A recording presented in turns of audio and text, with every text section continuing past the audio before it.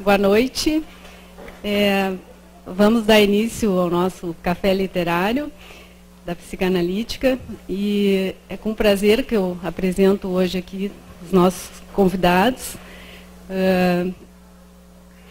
A Nina Rosa Furtado é nossa colega da Sociedade Psicanalítica, é psicanalista, psiquiatra, doutora em comunicação, e o Jorge Furtado, acho que dispensa maiores apresentações, né, mas é o nosso cineasta, escritor e tradutor. Então, com muito prazer, vamos dar início, agradecendo a gentileza de eles estarem aqui. Vamos começar, então, com a Nina. Boa noite a todos. Quero agradecer o convite, especialmente da Vera, que é uma antiga, não tão antiga, mas amiga de muito tempo, e a própria Sociedade Psicanalítica, pela organização desses eventos, que eu acho extremamente interessantes e que traz a psicanálise para ser conversada com o público, isso é ótimo.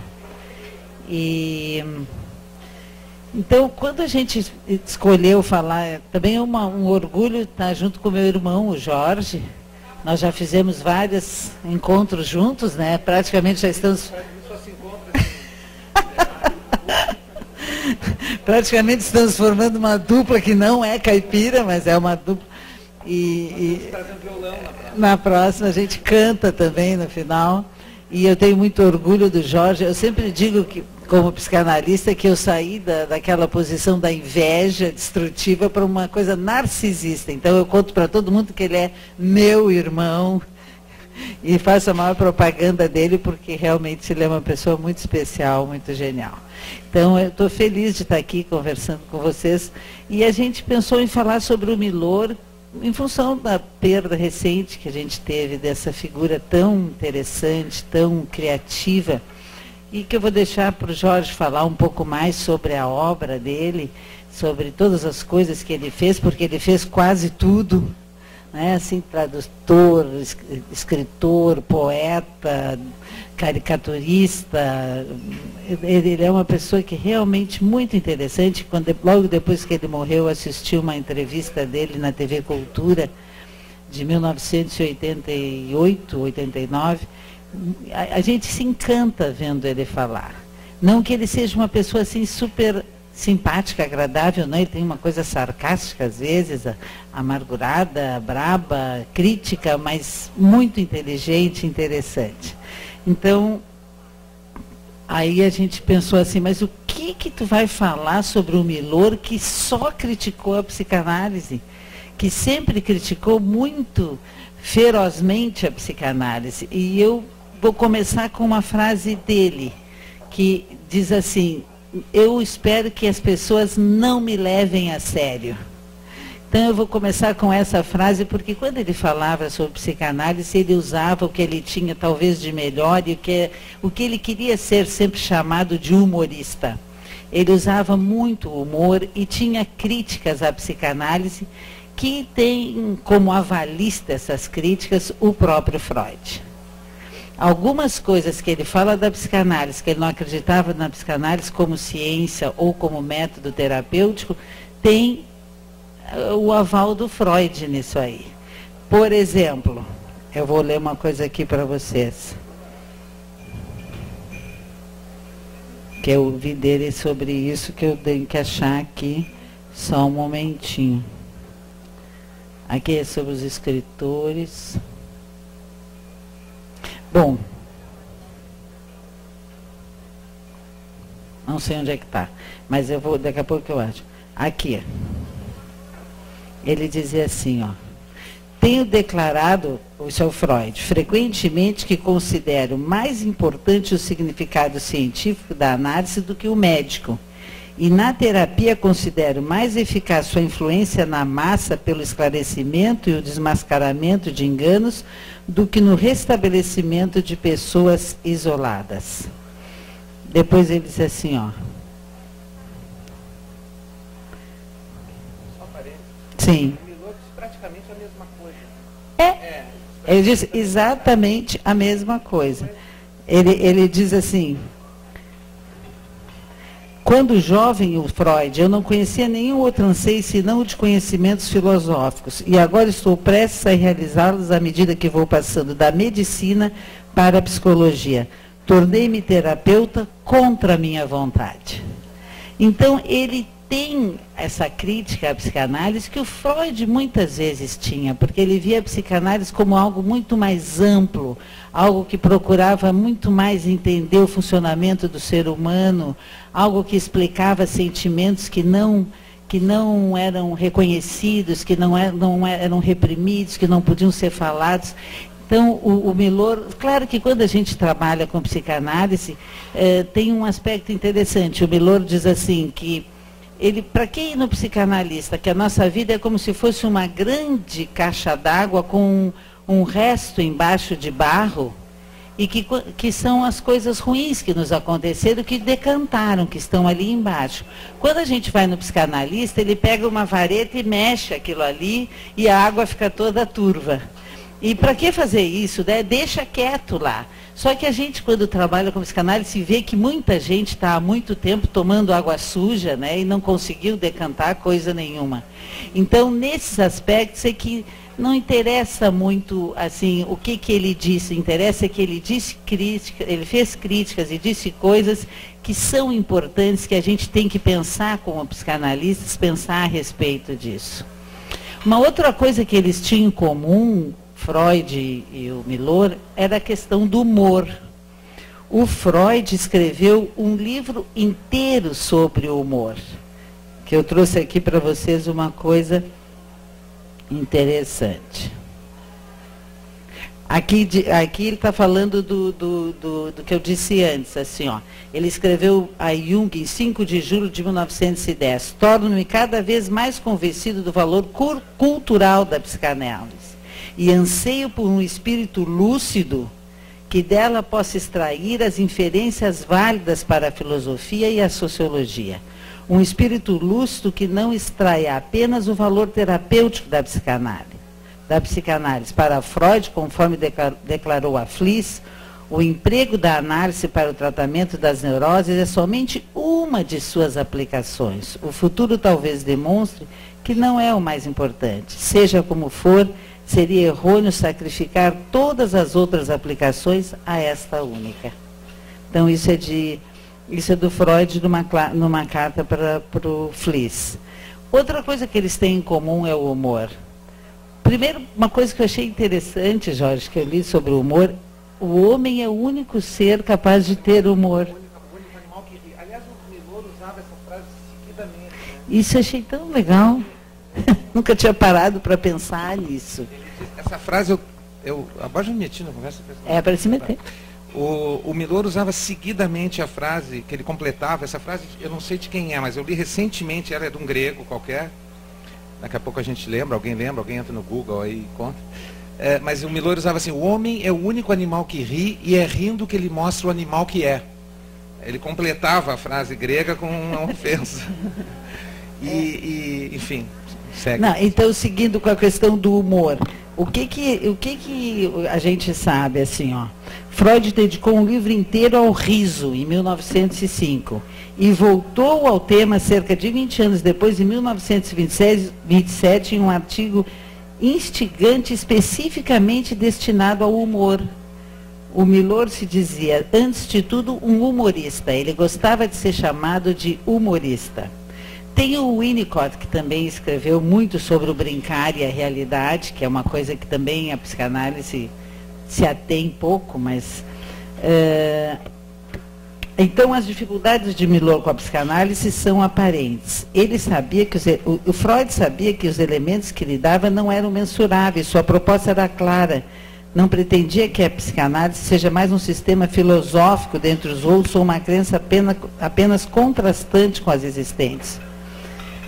Então, esse tipo de coisa que eles também têm em comum é a respeito do humor, a importância do humor como substituto de outros sentimentos que são sofridos e que com o xiste, com o humor, a gente tenta, de certa forma, resolvê-los ou substituir esses sentimentos sofridos por algo gozado, interessante. Achei interessante também que o xiste exige a comunicação. Para um xiste se completar, tem que ter uma outra pessoa que escute e ache engraçado e ria junto.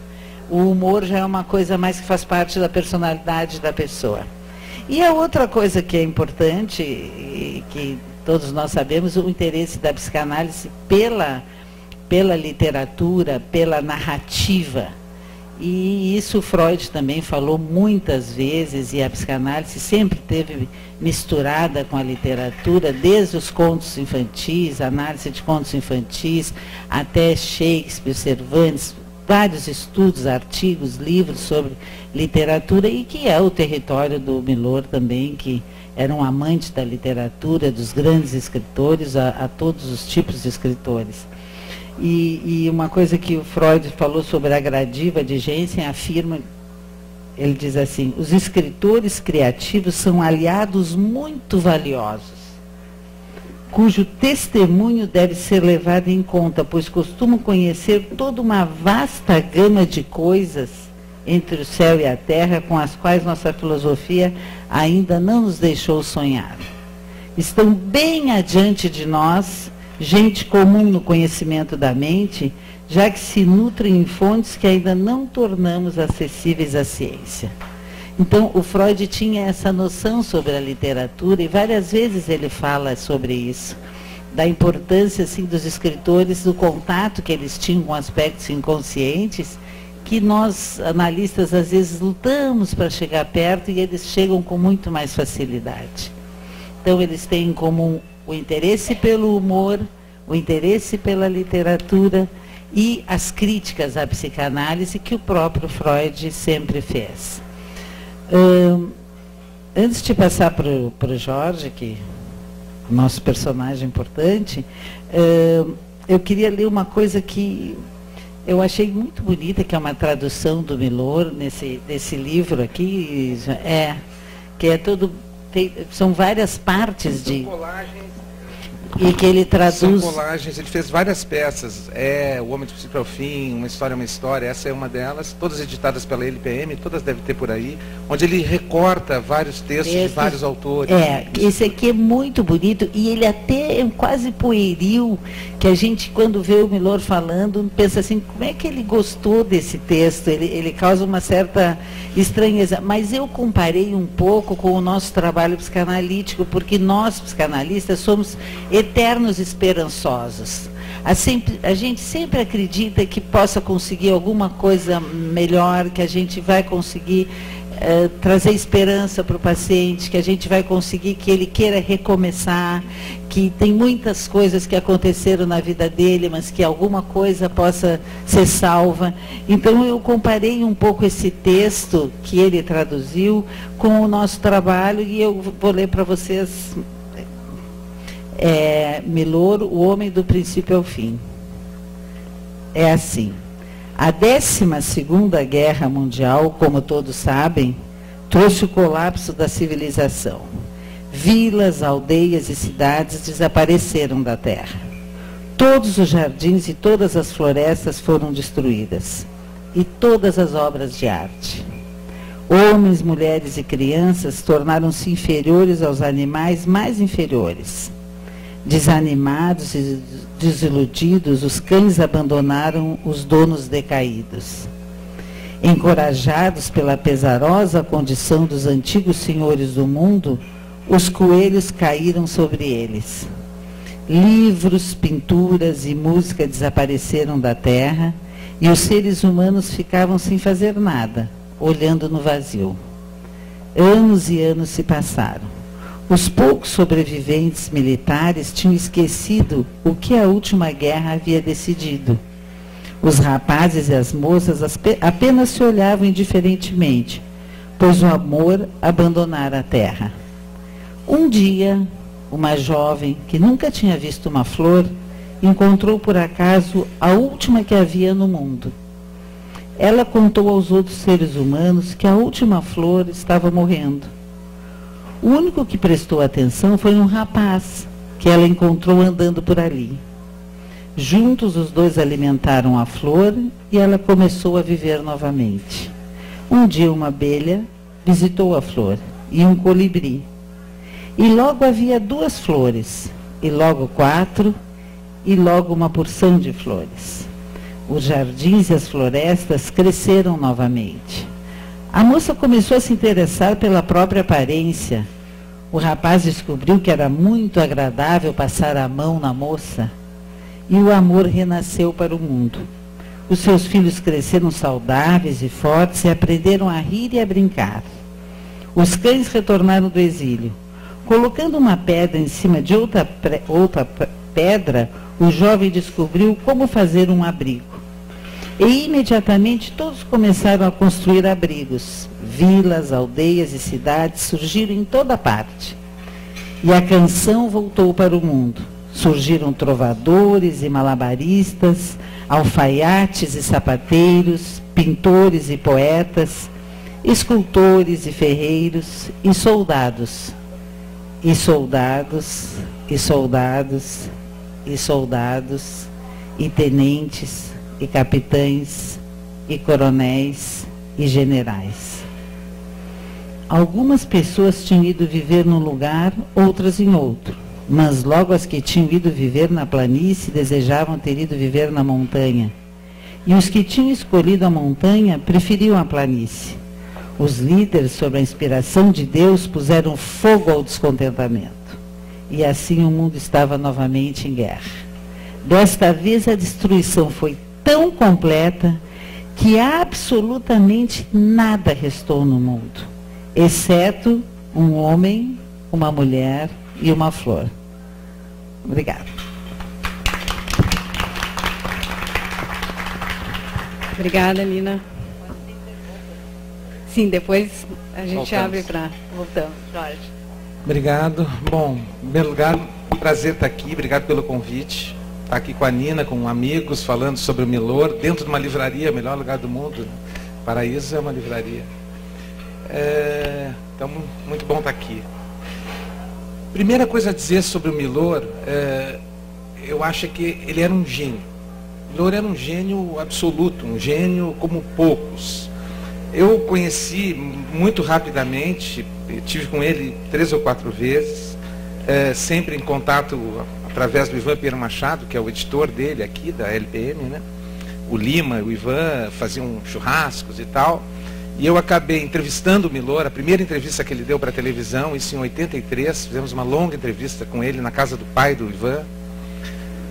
Depois eu tive uma outra, me aproximei um pouquinho, porque eu adaptei para a televisão uma peça dele, Memórias de um Sargento de Milícias, Vidigal, Memórias de um Sargento de Milícias, que é uma peça dele, dirigida pelo Mauro Mendonça Filho, um especial da Globo. Convivi um pouco com ele. Um dos primeiros trabalhos que eu fiz profissionalmente foi na LPM. Eu fui revisor da tradução que o Milor fez do Jardim das Cerejeiras, do Tchekhov. Então, li aquele texto assim, muitas e muitas e muitas vezes, procurando crases e vírgulas e coisas assim, para um revisor, né? Trabalhando de revisor, era bem jovem. Né? Mas a minha relação com o Milor é como leitor mesmo, como admirador. Eu tenho lá em casa meio metro de Milor numa prateleira, que eu li tudo, mais de uma vez, algumas a ponto de decorá-las. Porque eu tinha uma admiração por ele total. Assim, ele era... falando dos gênios, a minha profissão me possibilitou conhecer alguns gênios, que eu identifico muito claramente, como Caetano Veloso, Chico Buarque, o Veríssimo, e o Milor era um deles. Ele seria um chato se não fosse brilhante, porque ele falava muitíssimo. Eu não sei porque eu sempre relacionei o Milor e o Luiz Fernando como o Caetano e o Chico, meio assim, sabe? O Caetano é meio o Luiz Fernando e o Milor é meio... Não, ao contrário, o Chico é meio o Luiz Fernando e o Milor é meio o Caetano. Um é falante, exuberantemente falante, e o outro é tímido, quieto. Os dois são brilhantes, igualmente brilhantes nas suas obras, mas uma personalidade, assim. O Milor falava sem parar, e felizmente muito engraçado e tal, era uma figura incrível. Ele falava muito mal da psicanálise, como ele falava muito mal de tudo. Ele falava muito mal da política, ele falava pessimamente da televisão, ele acabou com o Fernando Henrique Cardoso, ele destruiu o José Sarney, ele falava muito contra tudo, ele falava contra a economia, ele falava contra os cineastas, ele era um iconoclasta e um humorista. Como a Nina disse, o humor, diz o Aristóteles, mostra o lado pior das pessoas. O humor mostra os seres com seus defeitos, mas por uma paixão ao ser humano. Ele era apaixonado pelo ser humano, como ele mesmo disse muitas vezes, né? Nesse livro, Todo Homem é Minha Caça, ele termina com um texto que eu vou ler um pedaço dele, é meio grandinho, mas eu vou ler um pedaço, chama Zwingliano Zuraro, Últimas Palavras. Ele diz o seguinte: quando nesse livro caço o homem, como Nimrod na Bíblia, e procuro alvejar individualmente o mesquinho, o covarde, o safado, o hipócrita, o corrupto, o incompetente e coletivamente o médico, o político, o economista, com suas pretensões, falhas, fraquezas, egoísmos e sandices, que são as minhas, eu nunca esqueço. Só que eu nunca esqueço, a maior parte das pessoas nem se lembra. Eu não estou preocupado com essas falhas e defeitos insanáveis, mas com o inevitável fim a que isso leva, a desumanidade do homem para com o homem. Mas, ai, não resta alternativa. Nada me interessa mais que o ser humano. O leitor mais tíbio poderá ficar assustado com essa visão do mundo e do principal ser que o habita. Mas essa é, paradoxalmente, a única visão saudável, capaz de permitir uma saída. É a visão humorística, no seu mais profundo sentido. Aquela que nos permite sempre, honestamente, variar sobre a imagem cansada e dizer: o homem está nu. Só a descrença total pode trazer alguma solução. Só o ceticismo integral pode começar a produzir um mínimo de verdade, criar um sentimento de maior aproximação com outro ser humano, assim mesmo como ele é. Quer dizer, a partir do conhecimento de sua crapulice, de sua mentira, de sua quase absoluta incapacidade de corresponder. Só a aceitação desse ser centralizado definitivamente em seu próprio umbigo. Religiões e ideologias são uma tentativa comercial de apresentá-lo de maneira diversa, mas só tem feito criar monstros sagrados, cada vez maiores, à medida que as populações aumentam e com elas os recursos da tecnologia, da comunicação, pode nos conduzir a um melhor convívio. Por mim, acho que já aprendi a conhecer o ser humano que sou eu mesmo, meu irmão homem. Já sei até seu nome, Caim. E apesar de tudo, gosto mais de estar com ele do que com um cachorro, um gato, até mesmo um colibri. Não adianta toda a minha racionalização, não adianta eu olhar no olho de todo e qualquer interlocutor e saber que cada palavra dele, um imenso código sempre mais complicado, não corresponde a nada do que ele é. O sentido de humor que me faz vê-lo sempre falho, porque a mim não me vejo de outro modo, me mostra toda a comédia das relações humanas como uma extraordinariamente engraçada, uma coisa extraordinariamente engraçada, mesmo quando dramática, mesmo quando odiosa, mesmo quando mesquinha. Pois fora do ser humano não há salvação. Fora do ser humano a vida não tem enredo. Eu não resisto a um ser humano. Muito bom, né? Enfim, então ele adorava gente, ele gostava muito de pessoas, ele gostava muito de conversar com uma pessoa. E quando ele fala da psicanálise, ele fala muito assim: a psicanálise é uma forma de conhecimento incrível. Ele achava genial, sempre elogiou muito o Freud como escritor, assim, ele não gostava. E também ele fala muito de uma coisa que foi muito moda nos anos 70 e 80, que era todo mundo tinha que se tratar, né? Aquela coisa, até todo mundo tinha que se tratar porque era moda, era como ombreiras e topetes, né? Todos tinham que ter um psiquiatra também. Então ele falava muito pouco essa moda meio burguesa, de Ipanema, assim, que todos tinham o seu analista, né? Mas, enfim, então ele era um gênio de várias áreas, porque ele era um escritor brilhante, era um dos teatrólogos, ele fez várias peças, muitas peças de texto próprio dele, muitas colagens como essas, brilhantes. Ele era um tradutor genial, era o melhor tradutor de Shakespeare. Ele é a melhor tradução para a língua portuguesa de Hamlet que existe, a do Milor. Não há dúvida disso, eu acho. Vou ler 2 pedaços aqui. É interessante, Jorge, que ele diz isso. Eu sou o melhor tradutor do Shakespeare. Ele diz na televisão.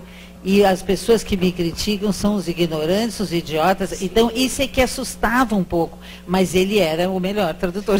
Não, e ele era também, além de, antes de ler aqui, ele era um desenhista brilhante. Ele dividiu o prêmio de melhor desenho, uma vez no Festival Internacional, com Saul Steinberg, que é um gênio do nível Picasso. Assim. Ele dividiu, os dois ganharam. Ele desenhava, foi um jornalista extraordinário, criador do Pasquim, um dos criadores do Pasquim, talvez o mais brilhante dos muitos brilhantes jornalistas que fizeram Pasquim, Paulo Francis, Jaguar, Fausto Wolff, Ivan Lessa. Ele era nessa turma o mais interior, que não é pouca coisa. Ele criou o slogan do Pasquim, que para mim serve... Se um dia que eu não faço tatuagens, se um dia que eu tivesse tatuar alguma coisa, tem um lema, uma bandeira, seria o lema do Pasquim. Se você não está em dúvida, é porque foi mal informado. Esse era o lema do Pasquim e eu levo ele para a vida. Assim, se tu não está em dúvida, tu está mal informado. Vai ler outra coisa, tu vai ficar em dúvida, daqui a pouco tu vai estar em dúvida. Se tu está com certeza, isso é uma coisa que o humor faz. Ele destrói certezas. Ele destrói, assim, todo mundo está pensando aqui, pensa para o outro lado, né? O humor faz essa curva, assim, e nisso ele se aproxima muito da psicanálise também, né? Porque, enfim, os humoristas, talvez em vez de pagar para que alguém ouça suas loucuras, preferem cobrar que as pessoas ouçam suas loucuras. Então viram artistas, né? Então o artista é alguém que enlouquece em público, é isso que o Shakespeare sempre fez, né? Ele bota seus fantasmas, as suas loucuras, seus assassinos, todos na rua e todo mundo... A arte, ela purga a loucura coletiva, assim como a psicanálise talvez cure a loucura individual, né? Então a arte está para a sociedade, assim como a psicanálise está para o indivíduo, talvez, né? Enfim, não sei. Já estou viajando aqui. Mas, enfim, vou ler um pedacinho de uma outra tradução do Hamlet. Tá? Não a dele, outra. Ser ou não ser, eis a questão. Será mais nobre em nosso espírito sofrer pedras e setas com que a fortuna enfurecida nos alveja, ou insurgir-nos contra um mar de provações em luta por-lhes fim? Morrer, dormir, não mais? Dizer que rematamos com sono a angústia e as 1000 pelejas naturais, herança do homem? Médio, né? Médio. Não é ruim, porque Shakespeare não consegue ser ruim nunca. Mas é truncado. Tu lê assim, como é que é? Exatamente o que ele está falando? Ele está falando de um sujeito que fica pensando se a vida vale a pena. É disso que ele está falando. Vale a pena viver ou pena morrer? Não. Por que não? Né? Agora a do Milor. Ser ou não ser, eis a questão. Será mais nobre sofrer na alma pedradas e flechadas do destino feroz, ou pegar em armas contra o mar de angústias e, combatendo-o, dar-lhes fim? Morrer, dormir, só isso. E com sono, dizem, extinguir dores do coração e as 1000 mazelas naturais a que a carne é sujeita. Eis uma consumação ardentemente desejável. Morrer, dormir, talvez sonhar. Aí está o obstáculo. Os sonhos que hão de vir do sono da morte, quando tivermos escapado ao tumulto vital, nos obrigam a hesitar. E é essa reflexão que dá à desventura uma vida tão longa. Pois quem suportaria o açoite e os insultos do mundo, a afronta do opressor, o desdém do orgulhoso, as pontadas do humor humilhado, as delongas da lei, a prepotência do mando e o achincalhe que o mérito paciente recebe dos inúteis, podendo ele próprio encontrar seu repouso com um simples punhal? Quem aguentaria fardos gemendo e suando numa vida servil, senão porque o terror de alguma coisa após a morte, o país não descoberto, de cujos confins jamais voltou nenhum viajante, nos confunde à vontade, nos faz preferir e suportar os males que já temos, a fugirmos para outros que desconhecemos. E assim a reflexão faz todos nós covardes, e assim o matiz natural da decisão se transforma no doentio pálido do pensamento. E empreitadas de vigor e coragem, refletidas demais, saem de seu caminho, perdem o nome de ação. É bom de ouvir, é bom de dizer no palco, é escrito para ser dito no palco, como era o Shakespeare. É escrito para ser entendido enquanto se fala, como deve ser o teatro. Há belíssimas traduções de textos teatrais, que são excelentes como literatura, e uma delas, a mais conhecida, é a tradução que o Manuel Bandeira fez do Macbeth, que é lindíssima, é genial, mas é impossível de encenar. Não dá para dizer aquilo num palco, tu não consegue dizer aquele texto, e se tu diz, quem está sentado não entende o que está ouvindo. E o Milor, como o Shakespeare original fazia, fala para tu entender, tu entende o que ele está falando, né? Então ele era um poeta incrível, ele era um desenhista extraordinário. Politicamente nem se fala, ele enfrentou a ditadura com humor. Ele e a turma toda do Pasquim fizeram uma revolução no país. Quem lia o Pasquim, eu me lembro que uma vez eu fui para Ouro Preto, passei uma semana em Ouro Preto no festival de inverno, era estudante de medicina na época. E aí fiquei num lugar que tinha uma parede de Pasquim, tinha uma prateleira inteira de Pasquins, uma coleção, e eu quase não saí do quarto, eu fiquei trancado num quarto em Ouro Preto, lendo Pasquim sem parar. Quem lia o Pasquim, antes e depois, o país mudou, o jeito de falar mudou. As pessoas falavam todas impostadas, os jornais eram assim, outrossim, era todo cheio de figuras chatíssimas. Eles transformaram aquilo num negócio que a gente entendia. Isso que o Milor era um cara de uma cultura assim de texto. Bom, ele descobriu um erro na moeda, na nota, na cédula. Os caras botaram o hino nacional com crase e ele descobriu que estava errado na cédula. Os caras tiveram que reimprimir um dinheiro porque o Milor disse, olha, vocês erraram lá, tá? Tem uma crase lá que não tem. Então o cara era um gênio total, assim, em todos os sentidos, né? Só para terminar então, para a gente conversar um pouco, para não me alongar muito aqui. Esse aqui é uma edição autografada, onde ele dá uma cantada na minha mulher, assim, de um jeito incrível. Ela não era minha mulher na época, ainda bem, mas enfim, ela cheia de coraçõezinhos e indiretas, né? E um desenho, ainda tinha isso, era um galanteador total, né? Vivia cheio de... Eu vou ler 2 poeminhas rapidinhos aqui dele. Um bem curtinho, lindo, chama Prova. Olha, entre um pingo e outro, a chuva não molha. E esse aqui, ó. Me lembrei de uma outra dele que eu tenho que contar. A gente fez um livrinho, fomos convidados para fazer um livrinho, que deve ter, talvez tenha aqui, chama Os Menores Contos do Mundo. É um livrinho dos menores contos do mundo. Só podia escrever 140 caracteres no conto, né? E eu fui convidado, muitas pessoas, eu fiz o meu lá, e o Milor também foi convidado. E ele fez um... É bem curtinho, só que o título é gigante, é um título gigante. Ele fez aquele título Don Quixote, assim, de onde vemos que o capitão russo encontrou, não tem um título desse tamanho. Ele roubou, até isso, ele não respeitava regra nunca, né, nenhuma. Enfim, só para terminar então, esse aqui chama Poeminha para uma época de extrema exacerbação sexual. Eu também gosto de permissividade, garotada. Mas aqui entre nós, e na alminha, não vai nada?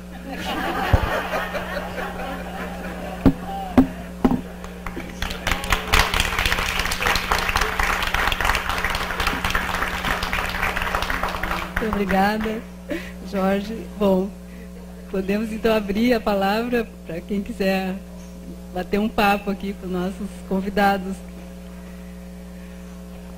Eu abri por acaso aqui, olha só. Eu abri por acaso esse livro aqui enquanto, só assim, só para ver uma, sorteando, assim, deu assim, ó. Fossa. O problema de ficar na fossa é que lá só tem chato.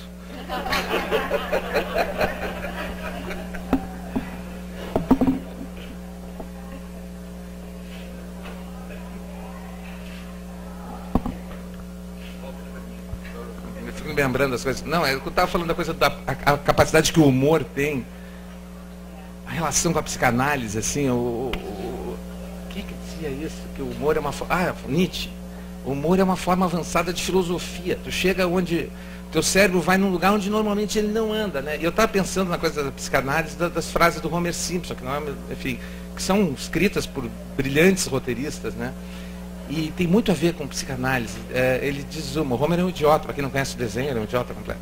Mas ele diz o seguinte... A culpa é minha e eu boto ela em quem eu quiser. E a outra que eu adorei, que eu vi esses dias, é cala a boca, pensamento, se não te enfio uma faca. Tem a ver com psicanálise. Só para falar uma coisa que eu nas obras completas, o humor é um meio de obter prazer, apesar dos afetos dolorosos que interferem com ele. Atua como um substituto para a geração desses afetos. coloca-se no lugar deles. Mas o que eu achei bom é assim, ó, o prazer do humor, se existe, revela-se. Se ele existe, esse prazer, ele vai se revelar de alguma forma. Se não acontecer isso, não era humor.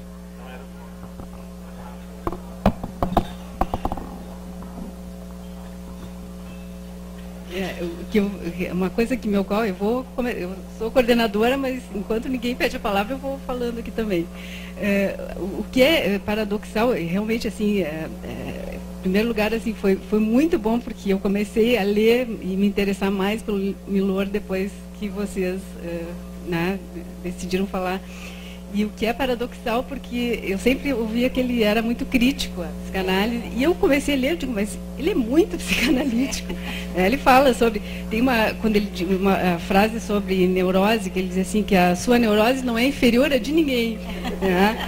Tem coisas maravilhosas. Então, o que eu fiquei pensando, assim, até para a gente abrir a discussão, se a ideia crítica dele, dos psicanalistas, não é realmente, eu acho que chegaste a falar isso assim, se não é daquele psicanalista clichê, ortodoxo, que se botava no pedestal, né, que não tem nada a ver com o que a gente pensa hoje que é a psicanálise.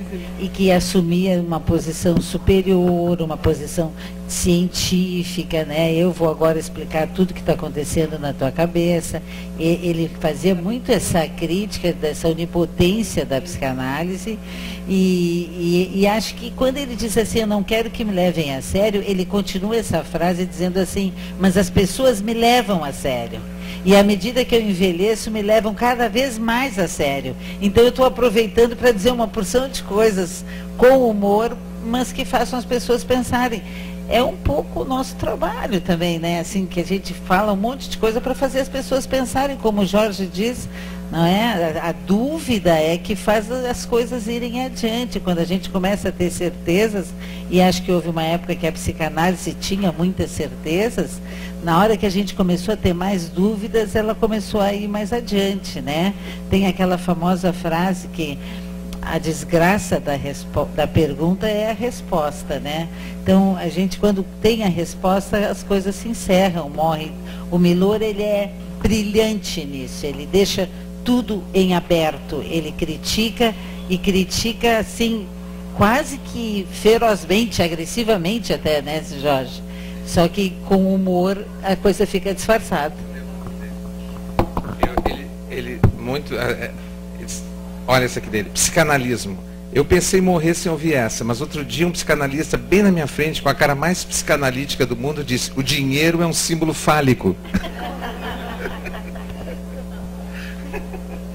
E essa que gostei também. A dor de cabeça é uma coisa mental. Eu sou, como muitos aqui, fã do Milor. E vocês me fizeram pensar no seguinte, o Milor perdeu o pai, eu acho que com 1 ano mais ou menos de idade. E a mãe, acho que com 10 anos, 5. Então, ele diz que esses acontecimentos fizeram ele atingir a paz na descrença, né? É o que ele falava. E eu fico pensando se ele não se fechava a psicanálise, porque a psicanálise traria muita coisa, né, à tona. Talvez isso possa ser um motivo, não sei o que vocês acham. Eu não gosto muito assim de fazer, eu agradeço a tua pergunta, mas eu acho meio temeroso a gente fazer assim esse tipo de interpretação, porque nós não sabemos assim o que ele pensou, o que ele sentiu, como é que... Mas eu acho que é uma bela hipótese, né? Assim, com certeza, acho que mexer no fundo dessa a caixa d'água aí que ele fala deveria talvez doer um pouco, né? Apesar de que ele diz que algumas coisas que ele acredita, entre elas, ele disse assim, eu acabei tendo que acreditar em Deus porque ele me fez uma sacanagem e fez um milagre na minha vida. Que ele não diz o que é, mas a gente sabe que ele foi criado pela avó e tem um imenso amor, adorava a avó, diz que a avó tinha um amor infinito com ele e admirava muito ele. Ela me deu todo o amor que eu precisava. Isso mesmo. Ela me deu todo o amor que eu precisava. Então, acho que deve ter tido muitas coisas que ele realmente possa ter ficado com medo, como todos nós. Só que a gente não transformou isso em genialidade, ele sim. Conselho de amigo. Quando alguém na rua gritar, pega ladrão, finge que não é com você.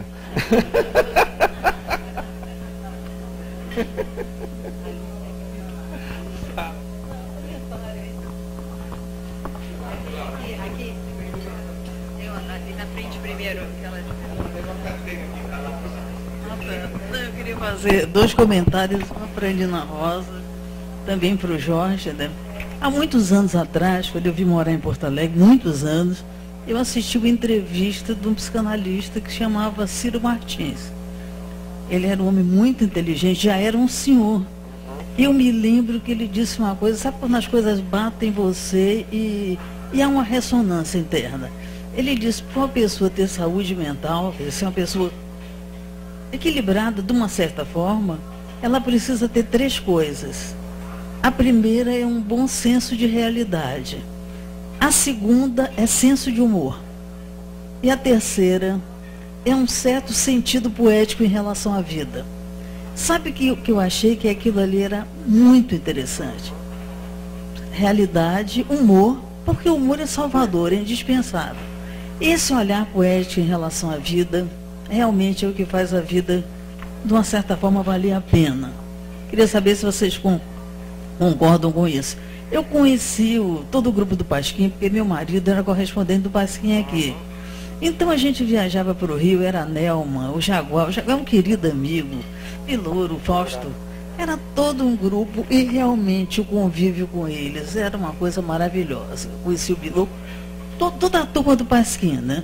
Ele realmente, você tem razão, Jorge, eles modificaram a maneira de ser, ridicularizando.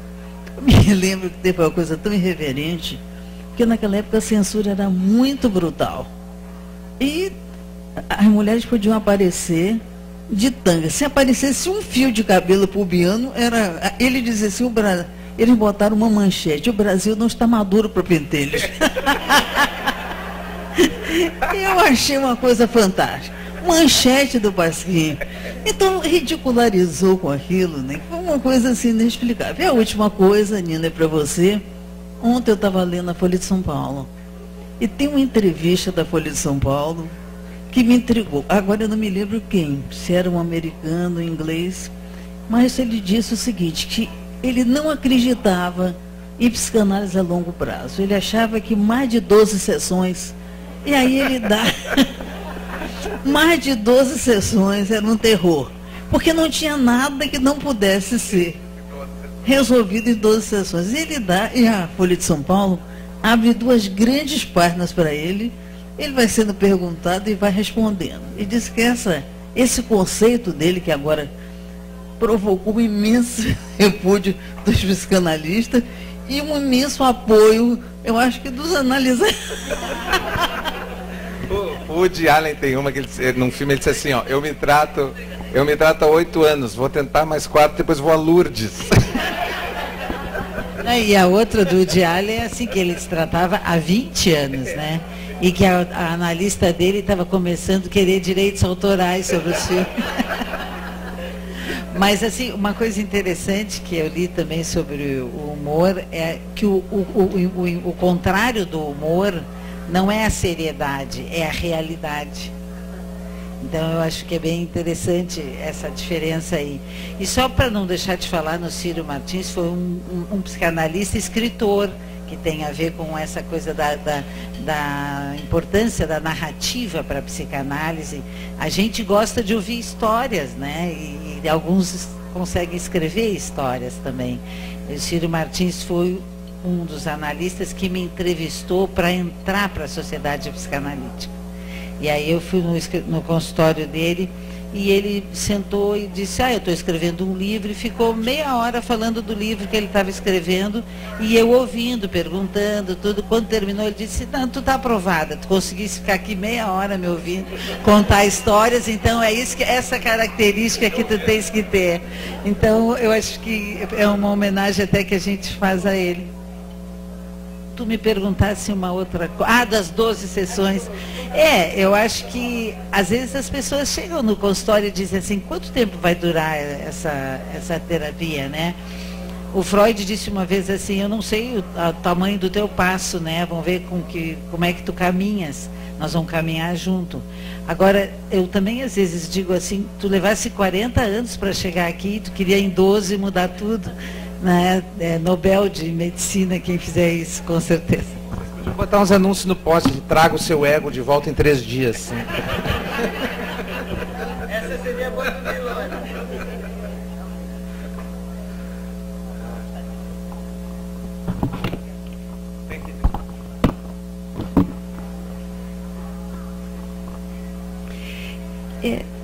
Eu estou muito contente de estar aqui, podendo ter um pouquinho do Milor, que nos deixou há tão pouco e certamente vai nos fazer muita falta, pelo menos ficam as obras dele, né?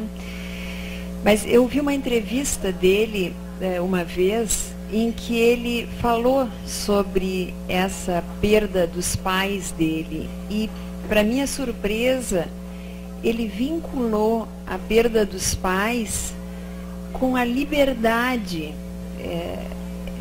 Foi uma pergunta sobre a liberdade, que ele era nessa postura dele, particularmente durante a ditadura, mas também sobre essa atitude iconoclástica, sobre essa forma de se expressar sobre tudo e sobre todos e de pensar livremente, transitando em diferentes áreas do pensamento e da cultura, com uma particular liberdade, que ele introduziu o tema da perda dos pais e que, de alguma maneira, é como se ele não temesse nada e ele tivesse lhe conquistado uma liberdade interna que teria possibilitado essa atitude diante da vida. E pensei em partilhar isso que eu ouvi ele dizendo e ouvir vocês a respeito disso. O Milor, a questão da liberdade para ele sempre foi uma coisa fundamental, assim, né? Ele era um ser livre em todos os sentidos. Se ele, talvez dentro dessa ideia tão psicanalítica de matar o pai, né? Talvez essa coisa de ter tido uma perda tão grande, tão rapidamente, dizer assim, bom, pior não fica, tipo assim, né? Talvez, mas como a Nina disse, é muito difícil saber assim, como é que ele reagiu. Ele fala da avó com um carinho muito grande, ele começou a trabalhar muito jovem, com 14 anos já.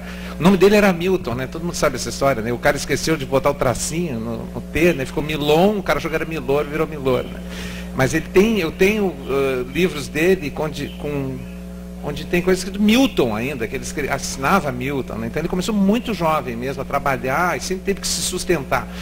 Depois ele começou a trabalhar no Cruzeiro, que foi a revista de maior circulação da história até hoje. Nunca nada chegou perto, assim. Então eles realmente ficaram meio ricos, assim. Ele logo ficou um cara muito considerado. Então ele foi sempre muito livre, até a ditadura, onde aí ele, ao contrário de ser livre, ficou preso. Mas enfim, ele enfrentou com uma extrema liberdade. Ele, falando da liberdade, tinha uma frase que ele dizia o seguinte: livre pensar é só pensar. Né? Não existe não livre pensar, é pensar, simplesmente. Então ele sempre foi totalmente livre de tudo, ele entrou em todas e saiu de todas, nunca aceitou rótulo nenhum, nunca foi de partido nenhum, ele sempre detonou com todo mundo e sempre com humor, né? E sempre com muito humor. Agora, como é que a vida dele foi, não sei. Como ele fez esse arranjo, a gente não tem como saber. Agora pode ser um pouco isso. Ele diz nessa entrevista, que eu acho que é a mesma, ele diz assim: eu fui para a vida, eu fui lutar, eu fui atrás das coisas que eu queria e nunca aceitei ordens, instituições que me cortassem, nunca aceitei um texto censurado, nunca, e foi censurado, né? Mas ele nunca aceitava que corrigisse, ligavam para ele, tira esse pedaço, Milor, ele dizia, não, eu não tiro. Então, não sei se isso, mas aí são tudo hipóteses que a gente fica fazendo. Ele fazia assim, críticas à religião, muitas, né? Tem a verdadeira história do paraíso foi super criticado, né? Ele tem frases, na verdadeira história do paraíso tem uma dele que ele diz assim: respeito o Senhor, mas não a sua obra. Que paraíso é esse que tem cobra? Enfim, ele acaba com a Bíblia, ele acaba com tudo ao mesmo tempo. enfim, enfrentou a ditadura e sempre foi um cara muito livre. Falando dos economistas, ele tem uma que diz assim, ó: ninguém precisa ser economista para saber que a inflação não sei o que, não sei o que. Ninguém precisa ser economista para saber que se não sei o que, não sei o que. Ninguém precisa ser economista para saber. Ou seja, ninguém precisa ser economista.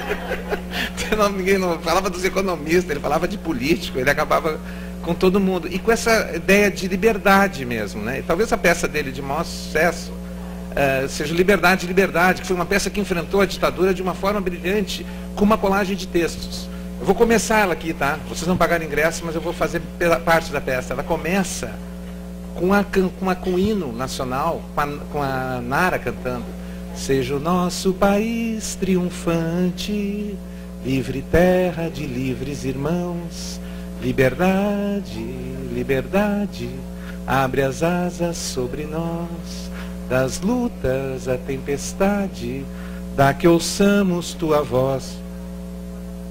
Aí ele começa: eu sempre fui um homem de teatro, sempre fui e sempre serei um homem de teatro, aquele que é capaz de dedicar sua vida à humanidade e à paixão existente nesses poucos metros de tablado.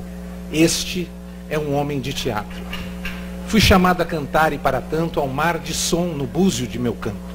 Trabalho à noite sem revezamentos. Se há mais quem cante, cantaremos juntos.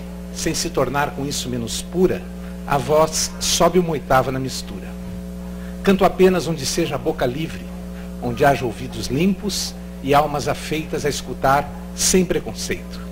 Para enganar o tempo ou distrair criaturas já de si tão mal atentas, não canto. Canto apenas quando dança nos olhos dos que me ouvem a esperança. E, no entanto, é preciso cantar. Eu faço a música, a peça inteira.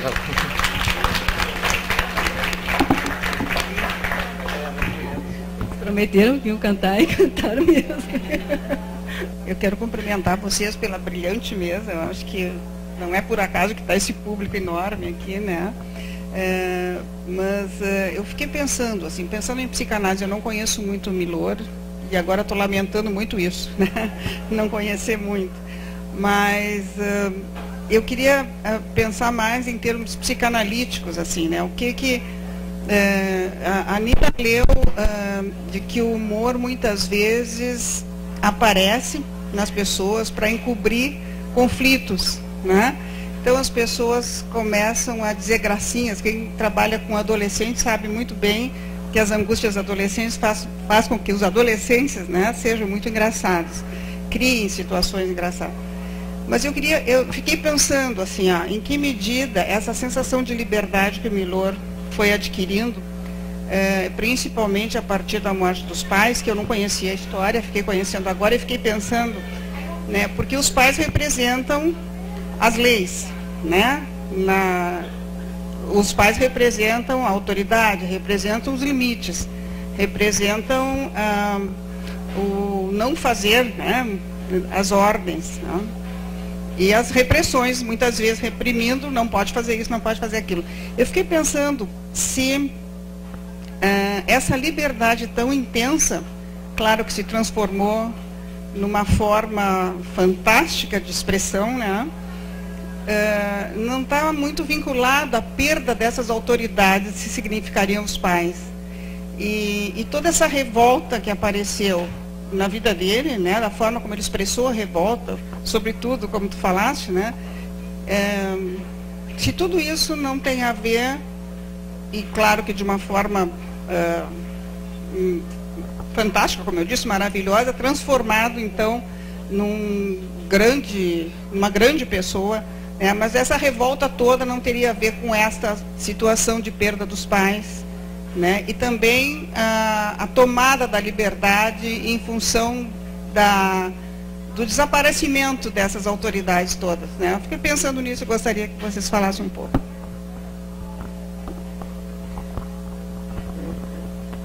Bom, de novo, assim, eu acho que a gente tem que ver assim, o que cada um consegue fazer com aquilo que acontece, né? O conceito de liberdade, ele já é bastante complexo, né? Hoje eu ouvi junto com o César, meu marido que está aí, eu ouvi uma definição de liberdade que é assim: a gente se sente livre quando está amarrado à pessoa que a gente ama. Eu achei interessante essa definição. E o Veríssimo diz que a pessoa só é livre quando não tem medo do ridículo. Não é? Então, o conceito de liberdade, ele é bastante relativo. Quando a gente diz que o Milor era uma pessoa bastante livre, eu diria, quase substituindo, que ele era também muito corajoso. Assim, ele dizia muito o que ele pensava e o que a gente pensava. Ele tinha essa capacidade de captar o que estava acontecendo naquele momento cultural, social. Não sei se tu concorda com isso, Jorge. Ele tinha essa sensibilidade e falava, e a gente se assustava um pouco porque ele falava. Então, não sei bem se isso era ser livre ou se era ser muito genial, muito inteligente, muito capaz. Essa hipótese, assim, que a perda dos pais deixou o mais livre, eu acho meio forçada. A gente não... Assim, não sei se a gente poderia dizer isso, porque está cheio de gente revoltada e raivosa com pai, mãe, avó, tio e tia, e mesmo assim é agressivo e raivoso. Então, nós temos essa dificuldade, quando a gente trata do ser humano, de ser muito difícil padronizar, não é? Nós temos coisas que são muito únicas, muito originais, que tiveram um determinado significado para aquela pessoa naquele momento. Então, eu preferia dizer que ele era um corajoso, assim, uma pessoa genial, inteligentíssima e corajosa. O que foi se somando aí, quantas coisas se somaram, fica muito difícil, acho que, para nós determinarmos, assim, que foi isso que causou aquilo, né? Eu também acho isso, assim, o Milor, ele dizia que às vezes a psicanálise tenta tirar cartolas dos coelhos, né? É como se tu quisesse fazer uma coisa assim, ao contrário, assim, a arte, ela expressa uma visão de mundo de alguém, de um artista, no caso Milor, que é transfigurada por uma coisa dele, né? Assim, como ele perdeu o pai, perdeu a mãe, ele sofreu, ele estava na ditadura, ele viveu na ditadura militar, ele enfrentou, mas ele enriqueceu, ele foi reconhecido em vida, ele vivia muito bem, ele não foi alguém que sofreu assim depois, né? Namorava muitíssimo, ele mesmo dizia que tinha 5.000 mulheres, ele inventou o frescobol, ele que inventou o frescobol, ele que inventou o jogo de frescobol, ele foi vice-campeão mundial de pesca, numa história, mas a história da pesca é engraçada porque aconteceu o seguinte: ele nunca pescou um peixe, ele conta. Aconteceu o seguinte: a equipe brasileira que ia para um festival, um campeonato mundial de pesca, foi para o Canadá e cabia 15 num barco, só tinha 14, e convidaram ele: vem junto, cabe mais um. Então ele foi. Aí ele foi no barco. Aí chegou lá, teve um problema na pesca, no rio lá, e ninguém pegou peixe nenhum, não tinha peixe. Só uma equipe lá, sueca, sei lá qual, pegou uma tainha. Então a equipe da Suécia foi declarada campeã mundial e todos os outros vice-campeões mundial. Então eu sou vice-campeão mundial de pesca de tainha, até isso ele mesmo. Então, aliás, falando com a Cora Ronen, há pouco tempo, eu disse para ela: pô, o Milor fazia tudo, só acho que a única coisa que ele não fez foi música, né? Ele fez sim, ele fez várias músicas, tinha músicas nas peças que ele fazia, ele fez umas músicas, tem várias sambinhas, ela me disse. Então ele era um cara genial, assim. Por que ele ficou assim? O gênio é meio difícil de explicar, é uma contingência, às vezes é isso, mais aquilo, mais ter encontrado alguém, mais ter conhecido um professor, mais alguém que ensinou ele, mais ter entrado no cruzeiro junto com outros caras ali. Então acontece uma série de coisas que de repente dá um Milor, de vez em quando, né? Não dá sempre. E que nós, psicanalistas, temos que tolerar, às vezes não saber explicar. É uma tolerância que a gente tem que ter. E o Milor era um cara super centrado, assim, porque tem os malucos criativos, os caras, assim, quem foi ver o Bispo do Rosário, essa exposição incrível que teve aqui, mas enfim, tem muitos, ou sei lá, para não falar do Van Gogh ou outros, que ele era um cara muito criativo, mas ele ia todo dia pro jornal, escrevia normalmente, era um cara assim, normal, né? Parecia uma pessoa normal, só olhando. Outra dele que eu anotei aqui, ó, essa aqui, ó: Poeminha à glória televisiva. Não me contem, ele era tão famoso antes de ontem. Agora eu não vou fazer uma pergunta, eu queria só fazer um comentário a propósito da liberdade do Milor, que ele, a respeito do livro do Milton, eu acho, sobre liberdade de imprensa, ele escreveu na orelha da edição brasileira que ele disse: eu não sou livre, mas poucos chegaram tão perto.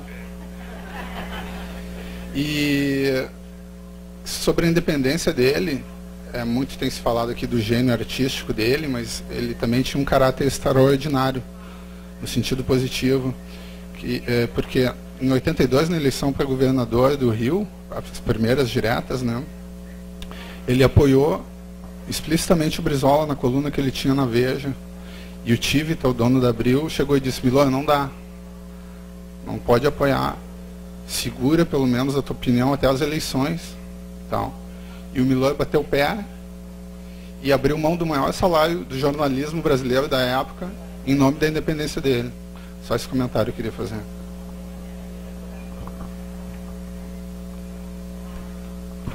Então, última aqui, não tem mais nada? Não. Vou ler uma última aqui. De perto ninguém é normal, não. De perto ninguém é normal. Não, sem dúvidas, não, ele não era bem, não, sem dúvida. Um último aqui dele, da série Brasil Condenado à Esperança. Que bom se o ódio e a dor pudessem se apagar com o apagador.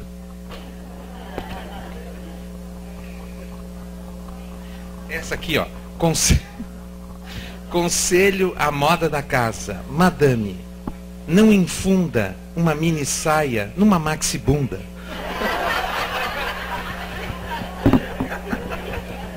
Bom, com essa eu acho que nós podemos terminar assim, com chave de ouro, com humor. Olha, assim, eu queria agradecer a presença de todos vocês aqui, mas especialmente da dupla aqui, que não só cantou, mas cantou, dançou, sapateou, fez um sucesso. Eu me senti aqui no meio dessa dança maravilhosa, então para mim foi uma noite gloriosa, eu acho que para todos nós. Então eu quero agradecer muito a presença de vocês. Eu não sou muito boa em marketing, mas eu assim, como representante da Sociedade Psicanalítica, eu vou só fazer uma divulgação aqui, que na mesa tem jornais lá da Sociedade e tem um folder de divulgação do simpósio de infância e adolescência, que vai ter no próximo final de semana. Então, quem tiver interessado nas nossas atividades, pode pegar aqui. E o Jorge vai me desculpar, mas eu não sou boa em marketing, mas eu vou fazer uma propaganda, como fã dele, né? Eu vou fazer uma propaganda do filme que foi recentemente premiado, que se chama Até a Vista. Eu vi no blog da Zero Hora, do Lerina, não sei se está em algum outro lugar, está na internet. Aconselho a ver, porque vocês até falaram hoje aqui, né, do escritor que tem contato com o inconsciente. Então, assim, o Jorge é uma pessoa que eu acho que foi muito adequado aqui para fazer dupla com a Nina, porque é uma pessoa que tem muito contato com o inconsciente, além de irmão, né? Então, sugiro para vocês, porque realmente, aliás, esse filme, acho que eu falei para ele no início, acho que daria um debate aqui sobre psicanálise, porque é muito rico. Então, assim, só tenho a agradecer, agradeço os funcionários da Sociedade Psicanalítica, agradeço os funcionários da Saraiva. O Jorge também tem razão que a livraria aqui é um espaço maravilhoso, né? A gente fica muito agradecido. E ainda mais quando a gente tem pessoas maravilhosas e admiráveis como vocês para estar nesse espaço tão legal. Muito obrigada.